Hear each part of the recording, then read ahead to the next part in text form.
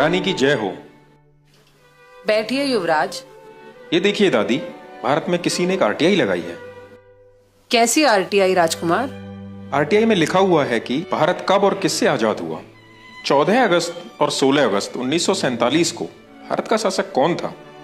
25 जनवरी और 27 जनवरी 1950 को भारत का शासक कौन था? ब्रिटेन का शासन किस तारीख को भारत से खत्म हुआ?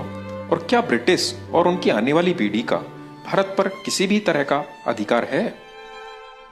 लेकिन भारत सरकार ने इस आरटीआई का कोई जवाब नहीं दिया और आरटीआई लगाने वालों का दावा है कि आज भी भारत पर आपकी ही हुकूमत चलती है। क्या ये सच है दादी?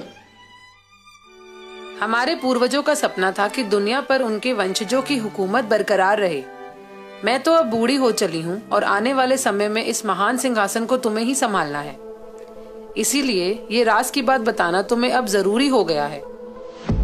बेटा, सच तो ये है कि आज भी भारत, पाकिस्तान, बांग्लादेश, ऑस्ट्रेलिया, दक्षिण अफ्रीका समेत दुनिया के आधे से ज्यादा देश हमारे गुलाम हैं। ऐसा कैसे हो सकता है दादी? भारत और पाकिस्तान को तो हमने 1947 में ही आजाद कर दिया था।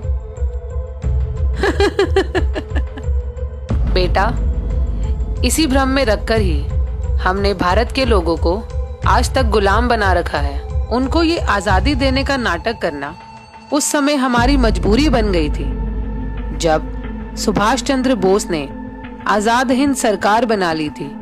इसी कारण से 1946 में भारत में हमारी रॉयल नेवी में भी विद्रोह हो गया था और जनता में 1857 की तरह विद्रोह होने वाला था।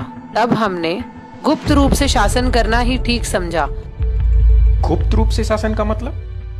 भारत को हमने 99 साल की लीज पर वहां के अपने ही चमचों को सत्ता संभालने के लिए दिया था, ताकि भारत के लोगों को लगे कि देश आजाद हो गया। लेकिन सही मायने में आधिकारिक रूप से आज भी भारत पर हमारा ही कब्जा है और हमारे ही बनाए हुए कानून चल रहे हैं, जिससे आज भी हम भारत को खुलेआम लूटकर गरीब और लाचार बना रहे हैं। दादी, ये सुनकर खुशी तो बहुत हो रही है, पर यकीन नहीं हो पा रहा। ठीक है, ये बताओ कि क्या मुझे कभी भारत जाने के लिए वीजा की जरूरत पड़ी, जबकि वहाँ के प्रधानमंत्री या राष्ट्रपति को इंग्लैंड में आने के लिए वीजा लेना पड़ता है?